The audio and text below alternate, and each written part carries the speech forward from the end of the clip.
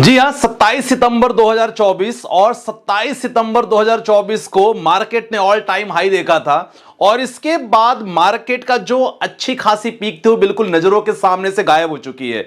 मतलब वो समय अब हम नहीं देख पा रहे हैं जिसका सभी इन्वेस्टर और जिसका सभी लोग इंतजार कर रहे हैं कि मार्केट कब यहां से वापस अच्छा पहुंचेगा, लेकिन ऐसा हुआ नहीं है। अगर आप बात करें 27 सितंबर के बारे में बात करोगे, उसके बाद लगभग 45 लाख करोड़ इन्वेस्टर्स का पैसा मार्केट पूरी तरह खत्म कर चुका है। तो आज की वीडियो में बात करने वाले हैं कि ये जो सिलसिला जो चल रहा है ना, इसके पीछे सबसे बड़ा कारण क्या है और अगर कारण वो है तो रीजन क्या हो सकता है, ऐसा क्या होना चाहिए जिसके कारण एक रुकावट यहां आएगी और वहां से हमारा पोर्टफोलियो वापस ग्रीन हो सकता है। हालांकि ये कहना सुनना थोड़ा सा मुश्किल सा लग रहा है, लेकिन वो इंपॉर्टेंट ट्रिगर पॉइंट जिसका सभी को इंतजार है। तो आज की वीडियो में बहुत कुछ डिस्कस करने वाले हैं और इंपॉर्टेंट रहेगा। सबसे पहले मार्केट ओवरव्यू चेक करेंगे, आपके बहुत सारे क्वेश्चंस मैं देखने वाला हूं और खासकर जिनको ये लग रहा है कि भाई जो लॉस हो रहा है केवल उनको ही लॉस हो रहा है, तो सर आप अकेले यहां नहीं हो। भारतीय बाजार के जो बहुत बड़े बड़े दिग्गज हैं, बहुत बड़े निवेशक हैं, उनका पैसा लगभग आधा हो चुका है। शौक लगेगा, लेकिन मैं आपको डेटा दिखाने वाला हूं और उनके नाम सभी को पता है। तो वीडियो बड़ी इंपॉर्टेंट होने वाली है, तो चैनल पे नया सब्सक्राइब कर लेना, वीडियो को दिल से लाइक करना। शुरुआत सेंसेक्स, यस वीडियो बना रहे हैं लगभग 2 बजे के अराउंड, यस मामला ठीक ठाक नहीं लग रहा है। सेंसेक्स में गिरावट अभी भी है। एक इंपॉर्टेंट सपोर्ट जिसकी हम बात कर रहे थे ना, निफ्टी की, और यस काफी लोग को पता होगा जो इंपॉर्टेंट सपोर्ट था वो हमारा कि यार ना निफ्टी 23,000 को क्रॉस करना चाहिए, बिल्कुल क्रॉस नहीं कर पाया है, 22,891 पे है और 23,000 क्रॉस करके 23,100, 23,200, 300 जाना चाहिए, जो नहीं जा रहा है। लेकिन पता है क्या है, राहत की बात यह है कि भाई साहब लोग ना, जितने इन्वेस्टर हैं, अभी भी investor small cap mid cap में निवेश कर रहे हैं। आप देख सकते हैं, अगर स्मॉल कैप की बात करेंगे 424 पॉइंट स्मॉल कैप आगे है। मतलब कहीं ना कहीं लोगों को यह अंदाजा है कि भाई मार्केट किसी भी पॉइंट पे अच्छे खासा तेजी हो सकती है। इन्वेस्टर अभी हारे नहीं है। चलो अब बाकी हम बात कर लेते हैं कि अगर हम बात करें कि कितना लोगों का नुकसान हुआ है, तो आप चेकआउट करोगे कि अगर हम बात करते हैं कि क्या आपके अलावा भी काफी लोगों का नुकसान हुआ है, तो सर ये जो दिग्गज है ना, इनके नाम आप जरूर चेक करो। सबसे पहले अगर हम बात करते हैं राधा कृष्णन दमानी साहब की, सभी लोग को पता है, डीमार्ट के संस्थापक, और 64,000 करोड़ इनका जो एक पोर्टफोलियो है ना, टोटल 64,000 करोड़ इनका माइनस में है। अभी मैं आपको रिपोर्ट पे दिखाऊंगा लाइव। इंपॉर्टेंट दूसरा है सर, एक बहुत बड़े इन्वेस्टर विजय केडिया साहब के बारे में बात करेंगे, 550 करोड़ इनका निगेटिव रिटर्न चल रहा है। ठीक है ना। तो अगर हमको लग रहा है यार कि हम लोग तो इन्वेस्टर हैं, ऑब्वियसली बहुत छोटे इन्वेस्टर हैं, कहीं ना कहीं किसी का 4 लाख, किसी का 5 लाख, किसी का 1 लाख निगेटिव रिटर्न्स हैं, तो केवल आप नहीं हो, बाजार की जो दशा दिशा खराब है उसमें ये भी लोग भी हैं। माइनस 550 करोड़ पे हैं सचिन बंसल साहब, फ्लिपकार्ट के संस्थापक, माइनस 32% पे इनका पोर्टफोलियो है। अब बोलोगे सर इनका सोर्स, चलो सोर्स दिखा देते हैं। काफी लोग, क्योंकि ये चीज ना ऑनलाइन ही आई थी, वहीं से मैंने पिक किया है, मैं आपको दिखा देना चाहता हूं। ये न्यूज़पेपर भी कवर किया है, ईटी भारत ने कवर किया है कि मार्केट ने सिर्फ आपका पैसा नहीं डुबोया, इनफैक्ट बहुत सारे जो बड़े बड़े निवेशक हैं ना, उनका भी पोर्टफोलियो लगभग स्वाहा कर दिया है। ये डेटा आपके लिए पढ़ना बहुत जरूरी है और देखो ये इंपॉर्टेंट है। अगर आप बात करोगे ना, तो शेयर बाजार में इस समय कंडीशन अगर देखी जाए तो केडिया साहब दमानी ने भारी निवेश खोया है और खासकर बहुत बड़े बड़े नाम है, देखो आकाश बंसाली, आशीष कचोलिया, अनिल गोयल साहब, अच्छा खासा इनका पोर्टफोलियो में माइनस 56% तक इनका, आप चेकआउट कर सकते हो। ये देखो इन्हें क्लियर मेंशन है कि माइनस 56% तक इन्होंने अपना रिटर्न खो दिया है। तो कहीं ना कहीं ये लोग भी अच्छे स्टॉक्स, अच्छे फंड में निवेश किए होंगे, कहीं ना कहीं इसीलिए माइनस 56% है। और रही बात इनका पोर्टफोलियो, भाई इनका पोर्टफोलियो अच्छे जो एनालिस्ट होते हैं, प्रोफेशनल होते हैं, वो डिजाइन करते हैं, लेकिन तो भी माइनस 56% पे है सर। माइनस, ये इंपॉर्टेंट आपको बताता है कि देखो अगर आपने थोड़ा सा बैलेंस पोर्टफोलियो बनाया होगा तो आपको डरने की जरूरत नहीं है। अगर आप बात करें डीमार्ट के संस्थापक जो मैं बात कर रहा था, 28% की गिरावट इनकी आई है और इसके बाद लगभग दोनों में 24%, अनुज सेठ साहब और विश्वास पटेल इनका है। और बीटा ड्रग्स, सैलिंजरिंग, बहुत सारे अलग अलग हैं, इनमें लगभग -24%। सबसे ज्यादा जो नुकसान है वो हमारे राधा कृष्णन दमानी साहब का हुआ हुआ है लगभग 64,000 करोड़ का नुकसान, 28% निगेटिव रिटर्न इनका चल रहा है। तो अब देखो, केवल आप इस चंगुल में नहीं फंसे हो, ये काफी लोग हैं। और अगर विजय केडिया साहब की बात करें तो लगभग 30 से 37% इनका पोर्टफोलियो नीचे डाउन है। आकाश बंसाली साहब देख सकते हैं, सचिन बंसल साहब को देखो, ये सब बड़े बड़े निवेशक हैं बाजार के। और ये जो बाजार के निवेशक हैं, इन्होंने अच्छी अच्छी कंपनी में निवेश किया है, अच्छे स्टॉक में निवेश किया है। तो सर, आप चेकआउट कर सकते हो कि अगर इनका यह हाल है तो डेफिनेटली आपको यहां थोड़ा सा पेशेंस रखने की जरूरत है। मतलब ये जो निगेटिव रिटर्न चल रहा है, केवल आप नहीं हो, काफी लोग हैं।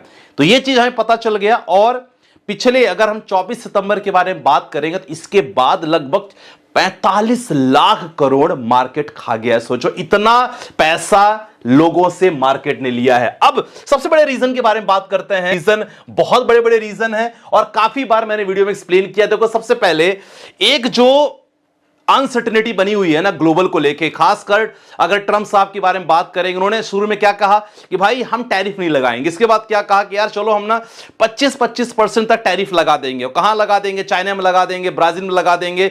इसके बाद उन्होंने कहा कि भाई हम तो रेसिप्रोकल टैरिफ लगाएंगे।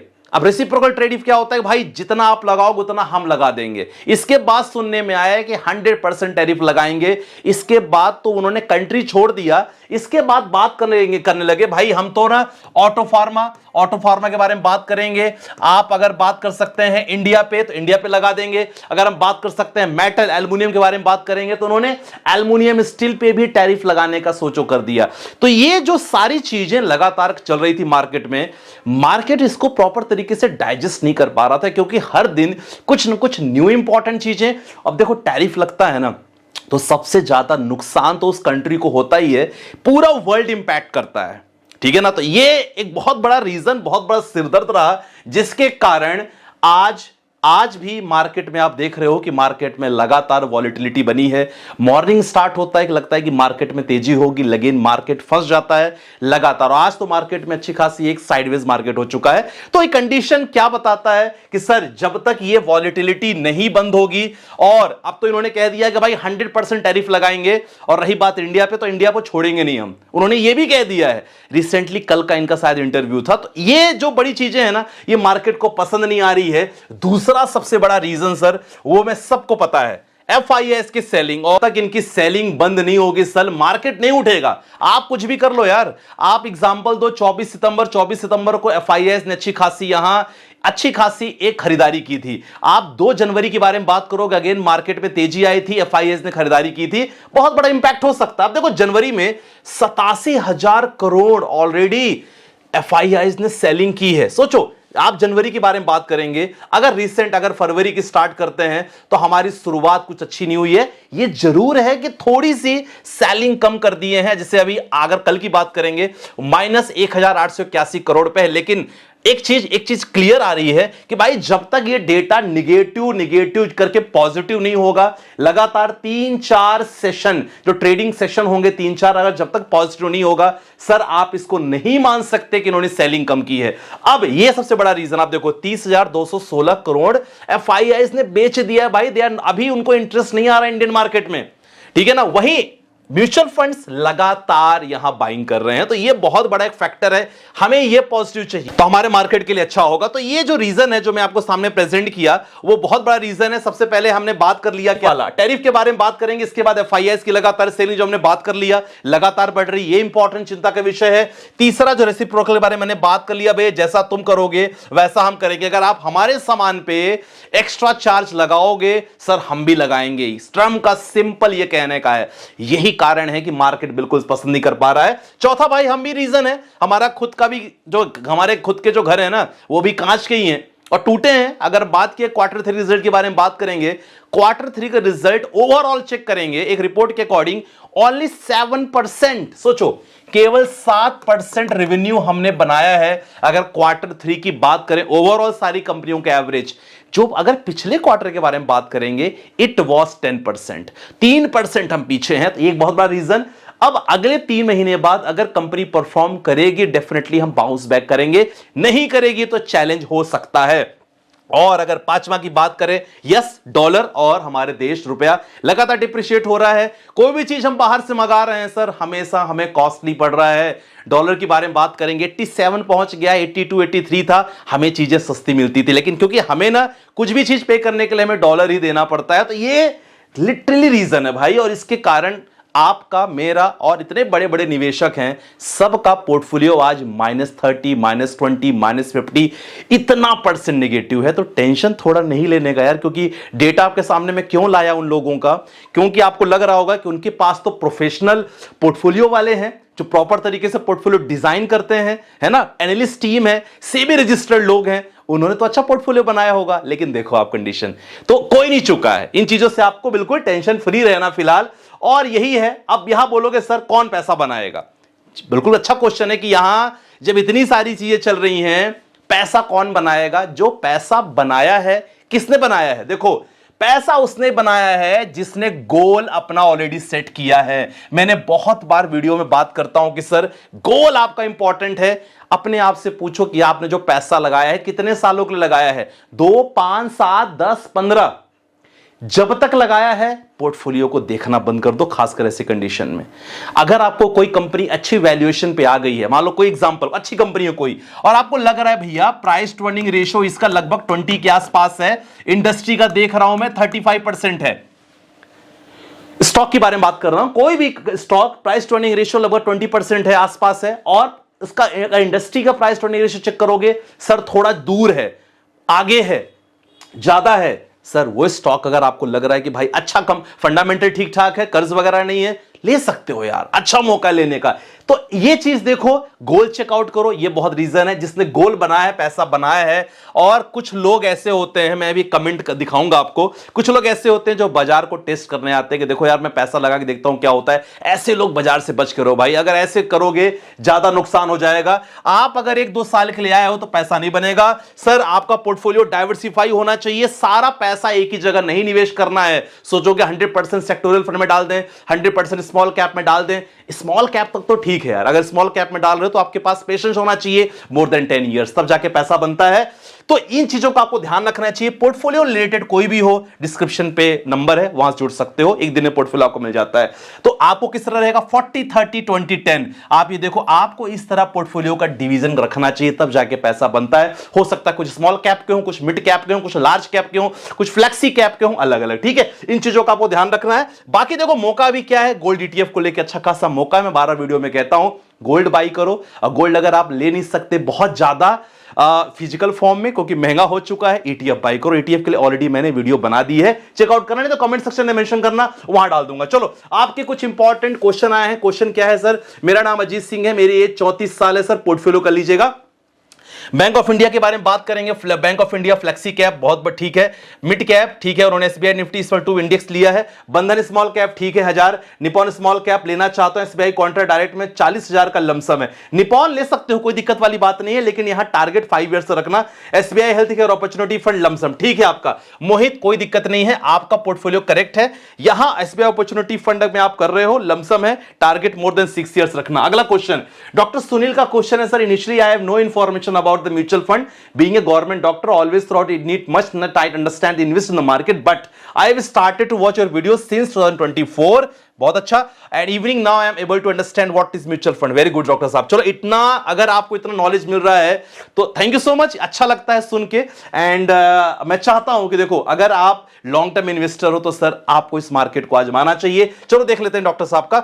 मोतीलाल का उन्होंने 2000 लिया है, निपॉन का स्मॉल कैप का 2000, GM flexi cap 2000, UTI momentum fund 1000 लिया है, ठीक है आपका। अगर आप बोल रहे हो अनदर 3000 तो आपको और फंड ऐड करने की जरूरत आपको नहीं है। आप चाहो तो यहां एक फ्लेक्सी कैप में 1000 आप कर सकते हो ऐड, और 2000 आप बोलो ना तो 2000 आप यहां अगेन मोतीलाल ओसवाल कैप में फीड में कर सकते हो, कोई दिक्कत वाली बात नहीं है, आपका बहुत बढ़िया है, ठीक है डॉक्टर साहब। तो आई थिंक आपको क्लियर हो गया होगा। नेक्स्ट क्वेश्चन पे आते हैं। अगला क्वेश्चन है सर मैंने 2023 में SIP स्टार्ट किया है, quant small cap, SBI, HDFC small cap. ये देखो आपने जो 4 ले रखा है, यहां आप केवल 2 रखो आप, ठीक है ना, कोई दिक्कत नहीं है, 2 रखो चलेगा, बढ़िया है, कोई प्रॉब्लम नहीं है। निपॉन ऑल एक स्मॉल कैप लिया है। आप ये लगभग जो आपने लिया है ना 5 की जगह पे केवल 2 स्मॉल कैप रखो और पैसे को डिवाइड कर दो हाफ में। बाकी आपका जो लमसम मोतीलाल एक्सिस में क्वांट स्मॉल कैप देखा जाए तो इसमें आपने किया है। देखो जब आप ऑलरेडी एक फंड में एसआईपी कर रहे हो उसी में लमसम करने की जरूरत नहीं है, और ऑप्शन देख सकते हो। ठीक है, कैनरा रोबो को स्मॉल कैप आपने की लमसम की एसबीआई कॉन्ट्रा, चलो बहुत बढ़िया है, ये मैंने बता दिया है, चेकआउट जरूर कर लेना। अगला क्वेश्चन है सर जी मेरी एज 53 है, गोल 5 साल है, पराग पारिक में 7000 के एसआईपी, फ्रैंकलिन मल्टी कैप में 5000 के एसआईपी, निपॉन स्मॉल कैप में 3000 रखा है और वन टाइम कर रखा है बंधन स्मॉल कैप में 43, मोतीलाल ओसवाल मैन्युफैक्चरिंग। देखो जब आप कोई सेक्टोरियल फंड लेते हो तो सर अगर आपके पास केवल 5 साल है, मैं कहूंगा ना करो, शॉर्ट ड्यूरेशन के लिए ना करो। 4-5 साल, अगर 6-7 साल है डेफिनेटली कर सकते हो, कोई दिक्कत नहीं है। एचडीएफसी बैलेंस फंड बहुत बढ़िया है, पोर्टफोलियो 12% नेगेटिव है, कोई दिक्कत नहीं है, 12% नेगेटिव है, कोई टेंशन की बात नहीं है, लगातार बने रहो, पैसा बनता है, समय देना पड़ेगा, कम से कम यहां से टारगेट जो आपने लिया है ना सर, वो टारगेट पे आप टिके रहना। अब देखो ये सब तो बहुत अच्छी बात है, लेकिन कुछ लोग ऐसे भी होते हैं जो डरते हैं ना, और जो मार्केट को टेस्ट करने आते हैं, क्या बोलते हैं सर कि आपकी वीडियो देखकर मैंने एसआईपी स्टॉक मार्केट में निवेश करना चालू किया है, पोर्टफोलियो लाली है। देखो डिपेंड करता है कि आपकी एंट्री कब हुई है।